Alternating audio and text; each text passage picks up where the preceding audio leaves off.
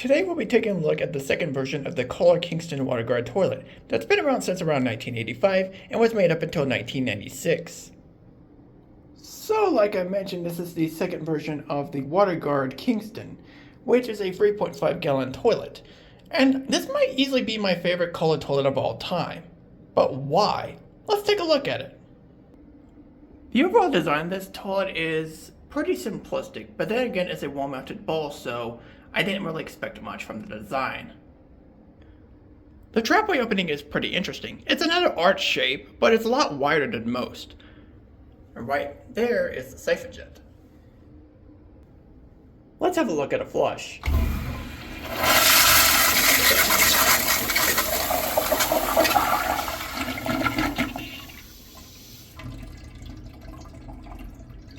I'm going to go ahead and extend the flush since this one is a little bit short, but you can see how powerful it is.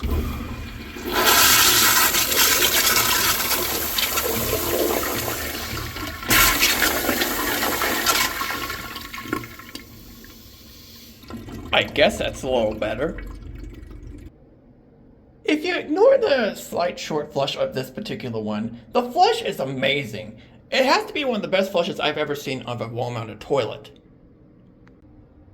Similar to the older Kingston Waterguard, this has a few rim jets on the right side that actually aids the flush.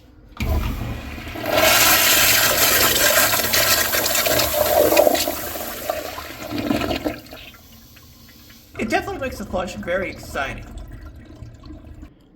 Let's talk about the pulling and siphon power from this toilet. For the most part, it does pretty well. I definitely think the side rim jets definitely help out a lot. And unlike most, it actually helps aid the flush. The only time I've ever really noticed this thing shredding is when it's way too overpowered and the flush is very short. Those are the only two instances I've seen this toilet shred, but thankfully it's not as common as others. I definitely think the side rim jets definitely help out with the pulling factor. The siphon especially is a lot better on this. While it does have its weird moments every now and then, it's definitely nowhere near as bad as the previous version of the Kingston Waterguard, where it rarely siphons out at all. Like a 99% chance it doesn't siphon out at all. So this is definitely a lot better. The performance is also pretty great on this too. Rarely do I see these things clog, and they hold up a lot better compared to some other wall-mounted toilets. Now, is it unstoppable? Not really. But compared to a lot of wall-mounted toilets, this thing performs pretty great. And rarely do I see these things clogged. Now let's have a look at bowl runs.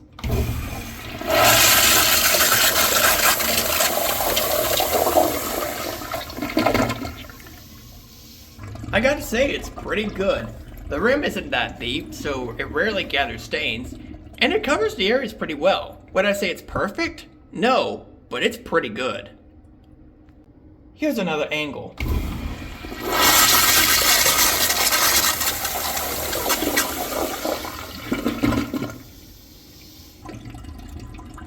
And that is the newer style version of the Kohler Kingston Waterguard toilet. Easily one of my favorite wall-mounted toilets of all time, and a very unique toilet. This thing does a lot of cool things that the older version does, but it does it a lot better. But let's put this toilet into the grading scale. Let's grade it. I don't really have much to say about the overall design. It is a wall-mounted toilet after all. It gets a 5. Overall, I'd say the quality control is pretty decent. I never really noticed any problems with these particular ones. However, I will say I have seen one or two of these with weird rim jets, but it's nowhere near as crazy as, say, something like the 3.5 gallon Kohler Welcome toilet. That is so much worse. Overall, I give it a 7. This toilet is about as close to perfection as you'll get for consistency. I noticed some slight crookedness every now and then towards the top left of the trapway opening, but that's about it. Most of the time you probably wouldn't even tell a difference. This thing gets a 9. You probably can't really tell much about the trapway, but you can tell that it is decently sized, especially the opening. It's simple, but it works well. Overall, I give it a 7.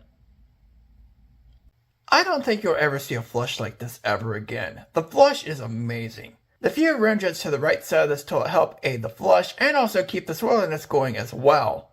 You'll never see anything like this ever again. That's why it's getting a perfect 10 in flush. It is definitely one of a kind. The pulling and siphon power on this thing is pretty decent, all things considered.